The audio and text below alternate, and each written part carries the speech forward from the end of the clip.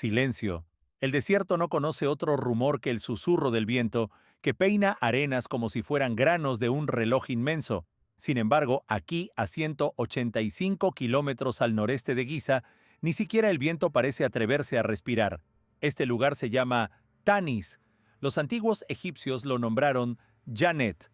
En la Biblia aparece como Zoán. Hoy no es más que un campo de ruinas ennegrecidas y colosos vencidos. Cuando los primeros exploradores del siglo XIX llegaron, creyeron mirar una escena del fin del mundo. Las estatuas de granito, colosales y de decenas de toneladas, no solo yacían derribadas, sino casi divinizadas por el fuego. Sus superficies lucían una pátina vítrea, como si hubieran asomado al corazón de un horno. Los pilares, tan macizos como los troncos de árboles primordiales, estaban hechos pedazos, juguetes rotos de una divinidad iracunda. La pregunta, suspendida en el aire ardiente entonces y aún hoy sin respuesta definitiva, parece sencilla y terrible a la vez. ¿Qué puede fundir el granito? La temperatura necesaria supera los 1200 grados Celsius. Ningún fuego común, por feroz que sea, alcanza ese umbral. No se trató solo de una desgracia, fue una huella de fuerza, de una técnica que, según nuestra cronología, no debía existir en aquel tiempo. La versión oficial afirma que la ciudad fue abandonada y se arruinó sola. Sin embargo, los tesoros olvidados y las marcas de calor extremo cuentan otra historia, una historia de destrucción súbita y catastrófica. Y este relato no es aislado, sino un hilo que se enreda en un ovillo de enigmas repartidos por toda la trayectoria humana. Misterios que nos obligan a preguntar, ¿estamos narrando la historia correcta? ¿Y si los mayores monumentos de la antigüedad no fueran el inicio de nuestra civilización, sino su remate, los últimos testigos de un mundo ya desvanecido? No es solo un viaje hacia el pasado, es una pesquisa sobre lo que muchos considerarían imposible. Y comienza aquí, entre piedras casi derretidas de Tanis, con una pregunta capaz de cambiarlo todo. ¿Qué sucedió realmente con el mundo antiguo? Para buscar la respuesta, hay que ir al lugar donde la idea de la eternidad se volvió piedra, a la meseta de Giza, un escenario tan emblemático que se confunde con el nombre mismo de Egipto. Cada año millones de personas se detienen a los pies de la Gran Pirámide y sienten la escala del imposible. Miramos y creemos conocer su historia. Nos dicen que es la tumba de un faraón de la cuarta dinastía llamado Jufu, levantada hace alrededor de 4500 años. Nos dicen que decenas de miles de obreros, armados con cinceles de cobre y trineos de madera, la erigieron con esfuerzo tenaz. Aceptamos ese relato porque encaja en nuestra idea de progreso lineal, desde herramientas rudimentarias hasta tecnologías modernas. Pero, ¿y si ese relato fuese apenas un telón conveniente, una fachada que oculta una verdad tan desconcertante que preferimos no mirarla? La verdad es que la Gran Pirámide es una anomalía. No encaja en su época, tampoco en el contexto de las pirámides posteriores, que parecen pálidos intentos de imitación.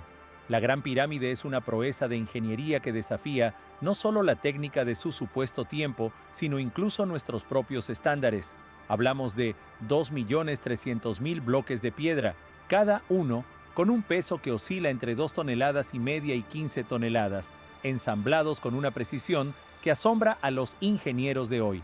Las juntas son tan estrechas que una hoja de cuchillo no encuentra espacio. Sus 4 caras están orientadas casi a la perfección hacia los puntos cardinales, con un error de apenas 3,6 grados, desvío que probablemente obedezca a la lenta danza de las placas tectónicas y no a fallos humanos, y eso es solo el umbral. En su interior, este gigante de piedra alberga un laberinto de corredores y cámaras cuyo propósito desata discusiones encendidas. La egiptología oficial sostiene, es una tumba. Pero surge un detalle incómodo. Nunca se halló en su interior una momia, ningún faraón.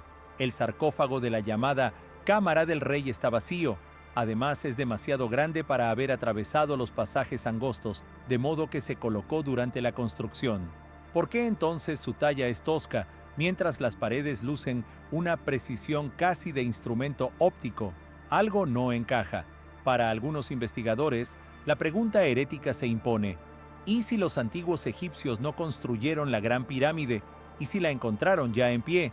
Y si como nosotros se plantaron ante su base entre la admiración y el desconcierto y decidieron apropiarla, dotándola de un significado sacro para sus reyes, la sola idea parece sacrílega, desmonta los cimientos de nuestra narrativa histórica. Sin embargo, cuanto más hurgamos en los enigmas de la meseta de Giza, más indicios parecen apuntar en esa dirección inesperada. Nuestra pesquisa no empieza en las cimas, sino en las bases y, más abajo aún, bajo la roca. Durante décadas la atención se concentró en la Gran Pirámide, mientras la de Jafra y la de Micerino, junto con decenas de construcciones menores, quedaban en su sombra. Se trabajó arqueológicamente, sí, pero a menudo de manera superficial. Ni siquiera se despejaron por completo las bases de todas las pirámides, algo que suena increíble y sin embargo es verdad. Bajo capas de arena acumuladas por milenios podía ocultarse cualquier cosa. Y no solo bajo la arena, la meseta de Giza no es un macizo uniforme, sino una esponja de túneles, minas y cuevas, un mundo subterráneo del que la ciencia oficial rara vez habla. Apenas en años recientes, gracias a exploradores independientes y filtraciones, empezó a perfilarse la magnitud de ese entramado. Existen mapas del siglo XIX que señalan entradas a pasajes subterráneos. Algunos conducen a grandes cámaras hundidas, talladas en la roca con exactitud asombrosa. Una de esas redes, conocida como la tumba de Osiris, desciende por un pozo de varios niveles hasta más de 30 metros y culmina en una sala con un sarcófago rodeado de agua, aislado como una isla. ¿Para qué tallar con tanto esfuerzo estructuras a tal profundidad? La respuesta oficial, otra vez, es simple: son tumbas. Pero de nuevo faltan cuerpos. Faltan inscripciones funerarias conclusivas, solo quedan cajas de piedra vacías y una impresión de misterio anterior a los faraones. Estas obras subterráneas tensan la cronología tradicional. Las huellas de erosión hídrica en la esfinge y en los muros del recinto que la rodea sugieren una antigüedad mayor de la admitida. Geólogos como Robert Schoch sostienen que esa erosión proviene de lluvias intensas que Egipto no conoce desde hace, al menos, 7000 años. Eso empujaría el origen de la esfinge, y quizá del conjunto de Giza, a una franja histórica de la que casi nada sabemos. ¿Y si la meseta no fue un simple camposanto, sino algo parecido a un centro de control, un complejo tecnológico antiguo con partes superficiales y subterráneas conectadas? La idea suena fantástica, pero miremos los hechos. Durante milenios, la Gran Pirámide se mantuvo cerrada y sin accesos visibles, envuelta por un revestimiento original de caliza blanca, liso y enceguecedor, con todos los pasajes clausurados desde dentro. El primero en violentar su silencio fue el califa abasí Al-Ma'mún. En el año 820 después de Cristo, guiado por leyendas de tesoros y saberes ocultos, ordenó horadar un túnel. Sus hombres trabajaron semanas, golpeando la piedra a ciegas hasta que, según la crónica, escucharon a lo lejos la caída de un bloque, cambiaron la dirección y acabaron dentro de un corredor descendente. Lo que siguió fue sorprendente.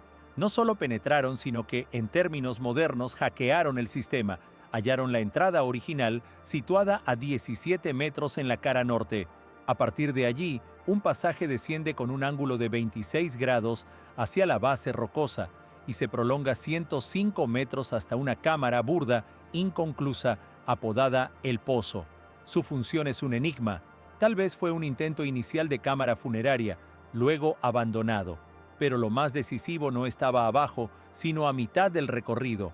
Mirando con atención, en el techo aparece una losa de granito, una pieza de cierre. Detrás comenzaba otro corredor, ascendente. Incapaces de desalojar los tapones de granito, los hombres de Al-Ma'mún excavaron un desvío por la caliza más blanda. Abrieron la caja de Pandora.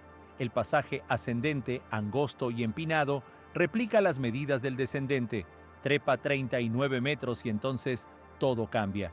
El espacio se ensancha y desemboca en una de las obras arquitectónicas más impresionantes de la antigüedad, la Gran Galería. Imagine un corredor de casi 47 metros de largo y más de 8 metros y medio de alto. Sus muros, formados por bloques pulidos con rigor extremo, se alzan en hileras superpuestas hasta cerrar en una bóveda a modo de encastre. No es una simple vía de tránsito, es una pieza de arte e ingeniería. A lo largo de los muros corren dos banquetas, y en ella se tallaron 27 pares de ranuras. ¿Para qué servían? La explicación oficial afirma que facilitaron el cierre del pasaje ascendente con bloques de granito tras el entierro del faraón. Pero la complejidad del sistema desborda esa función. Ingenieros como Christopher Dunn han sugerido una hipótesis más audaz, que las ranuras alojaron resonadores u otros dispositivos. La acústica de la Gran Galería es única, los sonidos se refuerzan y reverberan. Y si el conjunto no fuese un mausoleo, sino una máquina gigantesca, una planta de energía para algunos, un sistema de comunicación para otros. Al final de la Gran Galería, un corredor horizontal conduce al corazón del monumento, la Cámara del Rey. Antes de entrar, conviene desviarse por un pasaje menos vistoso que parte del inicio de la galería. Lleva a la llamada Cámara de la Reina. Es más pequeña, con techo a dos aguas, y está completamente vacía. En sus paredes se abren dos conductos estrechos que durante mucho tiempo se tomaron por ventilación. En 1993, un diminuto robot, Upuaut 2, reveló lo inesperado. Los conductos no desembocan al exterior. Terminan en pequeñas puertas pétreas con herrajes de cobre. En 2002, al perforar una de esas puertas, se halló una cavidad vacía y enseguida otra barrera, una tercera compuerta. ¿Qué aguarda detrás? ¿Por qué construir vías selladas que no conducen a ninguna parte visible? Regresemos a la Gran Galería y avancemos hasta su extremo. Una abertura baja obliga a agacharse antes de erguirse dentro de la Cámara del Rey. La sensación cambia.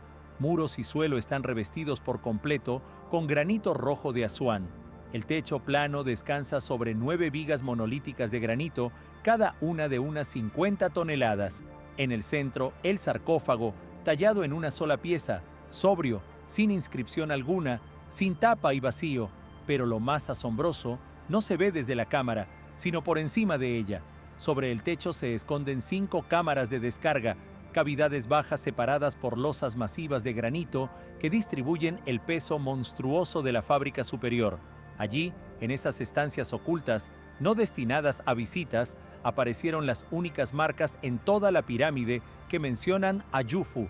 Para los defensores de la versión oficial, ese fue el golpe decisivo. Sin embargo, también aquí hay sombras. Las inscripciones, en pintura roja burda, presentan errores ortográficos y parecen garabateadas por cuadrillas. Algunos autores, como Zecharia Sitchin, sostuvieron que se trata de añadidos del siglo XIX para apuntalar una hipótesis previa.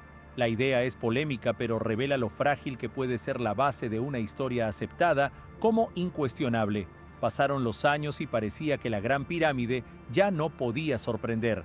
Las discusiones seguían, pero no llegaban datos nuevos. Todo cambió en 2015 con el proyecto internacional Scan Pyramids. Equipos de Egipto, Francia, Canadá y Japón se propusieron mirar el interior sin mover una piedra. Usaron termografía infrarroja, modelado tridimensional y, sobre todo, radiografía de muones. Los muones, partículas generadas en la alta atmósfera por rayos cósmicos, atraviesan centenares de metros de roca. Midiendo su flujo a través del monumento, es posible cartografiar densidades internas. Más muones, más vacío; menos muones, más piedra. Los resultados, publicados en 2017, cayeron como un relámpago. Sobre la Gran Galería, en pleno corazón, apareció una cavidad enorme hasta entonces desconocida. La llamaron el Gran Vacío. Su longitud mínima roza los 30 metros y su sección se asemeja a la de la propia galería. Está allí, es real. ¿Qué es? ¿Qué propósito cumple? Los egiptólogos propusieron que fuera otra cámara de descarga o quizá una rampa interna de construcción, pero su emplazamiento y proporciones no encajan del todo. Parece aislado, parece deliberado. El hallazgo marcó un punto de inflexión. Demostró que ni siquiera conocemos la mitad de la verdad sobre la Gran Pirámide. Abrió la puerta a hipótesis audaces. ¿Y si ese vacío no fuese un mero recurso constructivo, sino la clave para comprender la función del monumento? ¿Y si escondiera una estancia auténtica, con información o artefactos capaces de cambiar nuestra visión de la historia? Desde entonces, ya no se trató solo de reinterpretar viejos hallazgos, sino de alcanzar, de algún modo, esa cavidad enigmática. La pirámide volvió a hablar en silencio y planteó un nuevo acertijo a la humanidad. El misterio no flota en el vacío. A su alrededor, en Giza y por todo Egipto, se acumulan objetos que también desafían la narrativa oficial. En 1954, el arqueólogo Kamal el-Mallah descubrió dos fosas selladas al sur de la Gran Pirámide. Dentro, desmontadas, yacían dos embarcaciones de cedro del Líbano a tamaño real. Una, llamada la Barca Solar, fue reconstruida pieza a pieza y hoy puede contemplarse. Su eslora supera los 43 metros. Su diseño asombra por la complejidad y la elegancia. Las piezas se unieron sin un solo clavo, mediante espigas y amarres de cuerda. Se nos dice que estaban destinadas al viaje del faraón por el más allá, junto al dios Ra. La historia es bella, pero ¿por qué desarmar la embarcación en 1224 piezas y enterrarla en una fosa hermética? ¿No habría sido más simple sepultarla completa? Hay quien sugiere que tal vez fuese un conjunto de ensamblaje, un legado de otra cultura al que se le dio un sentido ritual posterior, aunque seguimos sin respuesta firme. En la década de 1990 aparecieron las llamadas tumbas de los constructores. Sus restos mostraban buena alimentación y cuidados médicos, lo que refuta el mito de esclavos agotados. Pero cabe la duda esencial. ¿Eran esos hombres quienes edificaron la Gran Pirámide, o más bien restauradores y personal de servicio que vivieron allí mucho después, levantando sus humildes tumbas de adobe junto a un complejo ya sagrado? En Saqqara se encontró quizá el ejemplo más desconcertante de anomalía tecnológica. El disco de Saqqara, tallado en alabastro, recuerda una hélice de 3 palas o un volante con cubo central y bordes curvos. Se recuperó en la tumba de un funcionario llamado Sabu y se fecha en la primera dinastía, aproximadamente 5000 años atrás. Su función es un enigma. La explicación convencional lo reduce a una bandeja floral o a un vaso ritual, pero sus curvas y su forma aerodinámica no encajan con un uso tan simple. Parece la pieza de un mecanismo que, de acuerdo con nuestra línea temporal, no debía existir. A su lado, incontables vasijas de piedra durísima talladas con precisión milimétrica completan un cuadro inquietante. Herramientas básicas de un lado y del otro, objetos que parecen exigir procesos de mecanizado, como si dos niveles de civilización convivieran, o más verosímil, como si una cultura tardía hubiera heredado ruinas y técnicas de una más antigua, e intentara imitarlas como mejor podía. El gran vacío y la acumulación de artefactos anómalos obligan a revisar nuestro mapa del mundo antiguo. El modelo lineal, que va del cavernícola a nosotros, muestra costuras. Los datos sugieren un patrón distinto, cíclico, uno en el que grandes civilizaciones surgen, alcanzan cotas extraordinarias y luego sucumben ante cataclismos globales, dejando retazos de conocimiento y ruinas que culturas menos avanzadas tratan de descifrar. Esta idea ha sido desarrollada por investigadores como Randall Carlson, geólogo que lee la historia en estratos de sedimentos y cicatrices del paisaje. Su recopilación de señales geológicas apunta a que aproximadamente hace 12.800 años el planeta vivió una catástrofe. Ese período, llamado Joven Dryas, vio un cambio climático brusco y devastador. La edad de hielo, que ya retrocedía, volvió con fuerza. Grandes mamíferos como mamuts, mastodontes y tigres dientes de sable desaparecieron en masa. En amplias zonas de Norteamérica y Europa se detecta una capa oscura, una alfombra negra rica en nanodiamantes, microesférulas e iridio, indicios de impactos cometarios o de sus fragmentos. Imagine el mundo previo al desastre. Tal vez fuera aquella edad dorada, aquella Atlántida de los mitos, con conocimientos de astronomía, ingeniería y quizá principios físicos que apenas empezamos a entrever. Las pirámides de Giza, con su precisión matemática y su orientación celeste, pudieron ser una herencia de ese mundo, no tumbas, sino máquinas de supervivencia, observatorios, refugios, fuentes de energía, no lo sabemos. Su diseño, capaz de resistir casi cualquier calamidad imaginable, habla a su favor. Luego llega el impacto. Los grandes glaciares norteamericanos se funden de golpe. Miles de millones de toneladas de agua se precipitan al océano, provocan megatsunamis de proporciones bíblicas. El nivel del mar sube cientos de metros y anega ciudades costeras de todo el planeta. El polvo y el hollín de incendios colosales oscurecen el cielo y enfrían la tierra. La civilización retrocede siglos, quizá milenios. Los supervivientes conservan apenas fragmentos de su saber, que con el tiempo se transforman en mitos y leyendas. Casi todas las culturas guardan relatos de un gran diluvio. Hablan de dioses que descienden del cielo para entregar conocimiento. ¿Y si la epopeya de Gilgamesh fuese más que literatura? Gilgamesh, rey de Uruk, que habría gobernado hacia el 2700 a.C., emprende la búsqueda de la inmortalidad tras la muerte de su amigo Enkidu.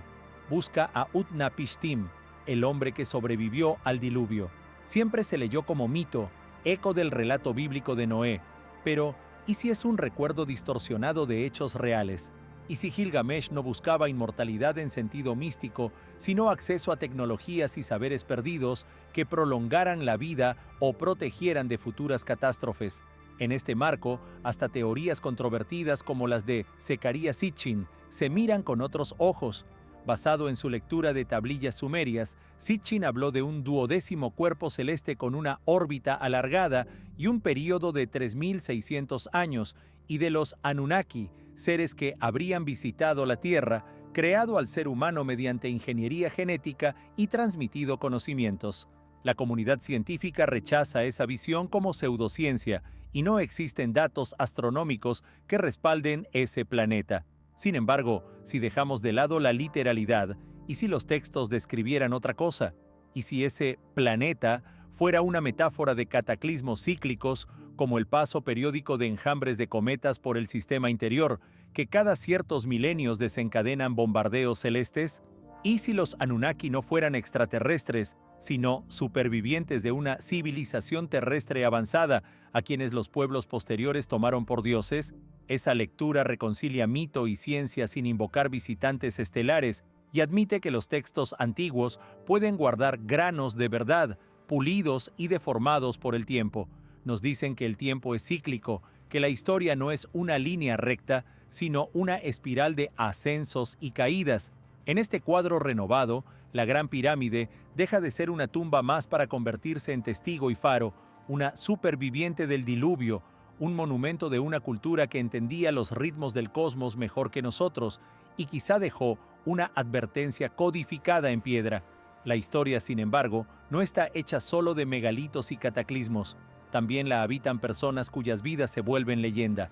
Una de ellas, envuelta en sombras desde hace 2 milenios, es Cleopatra, última reina de Egipto. Su vida fue una tragedia de proporciones shakespearianas: amor, poder, traición y muerte. Tras su final, en el año 30 a.C., ignoramos dónde fue enterrada.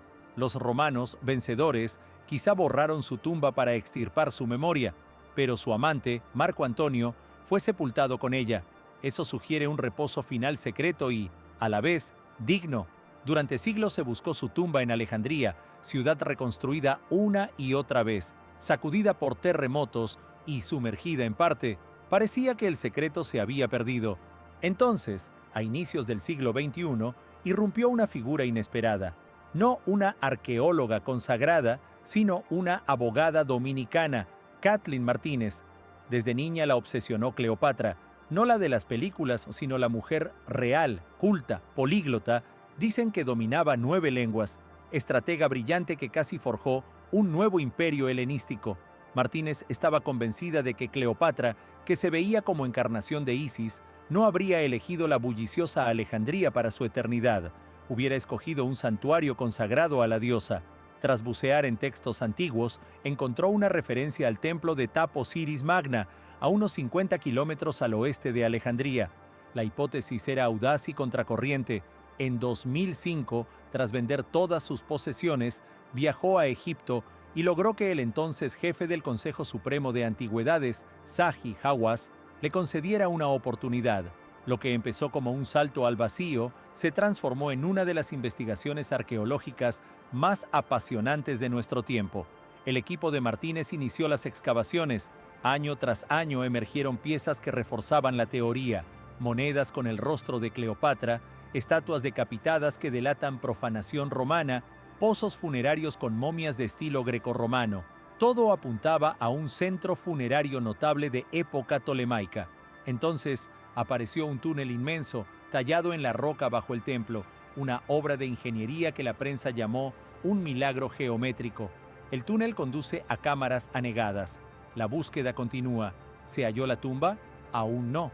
Pero Martínez confía en que está cerca y su tenacidad demuestra cómo una sola persona, movida por una idea fija, puede obligarnos a reconsiderar lo establecido.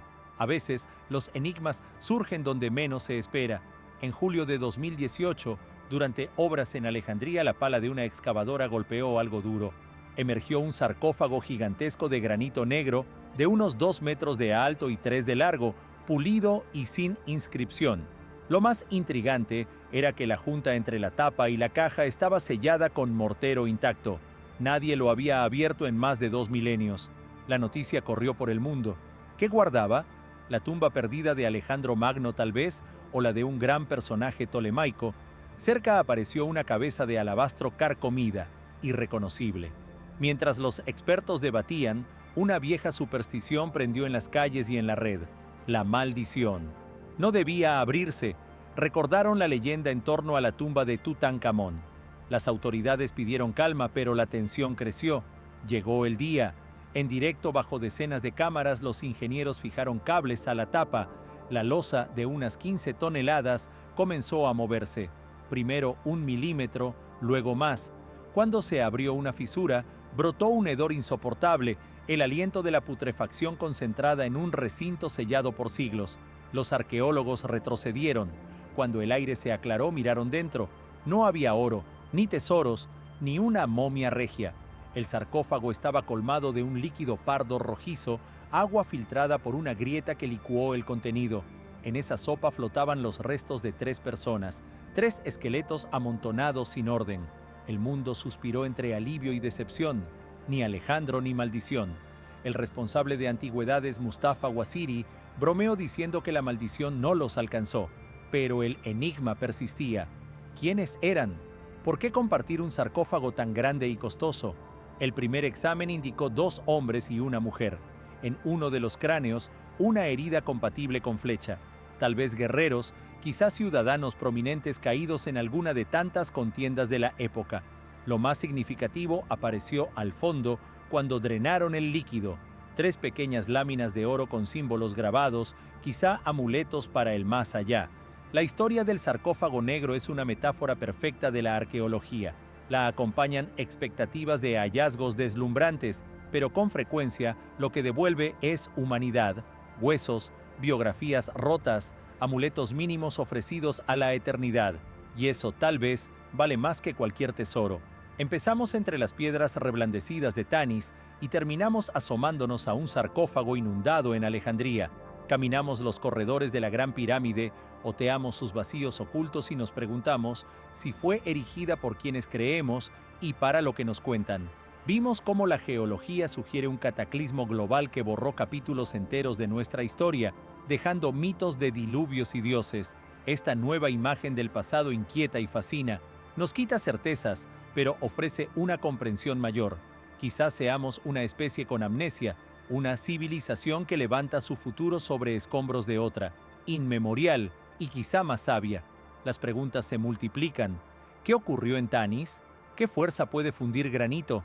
¿Qué hay en el gran vacío dentro de la Gran Pirámide? Y nos atreveremos algún día a mirarlo cara a cara. ¿Fueron nuestros antepasados testigos o incluso víctimas de cataclismos cósmicos cuyo recuerdo nos llega como relatos de planetas errantes y batallas celestes? ¿Encontrará Kathleen Martínez la tumba de Cleopatra, última soberana de un mundo al borde del olvido? No tenemos respuestas definitivas, pero el simple hecho de formular estas preguntas lo cambia todo. Nos obliga a mirar las piedras antiguas no como monumentos muertos, sino como mensajes cifrados. Quizá el mayor misterio no sea lo que aún no descubrimos, sino lo que dejamos de ver pese a tenerlo delante. La historia no es un texto congelado en un manual, es una investigación en marcha, y cualquiera puede formar parte de ella. ¿Qué otro enigma antiguo te hace dudar de la versión oficial? Tal vez ahí se esconda la clave del próximo descubrimiento.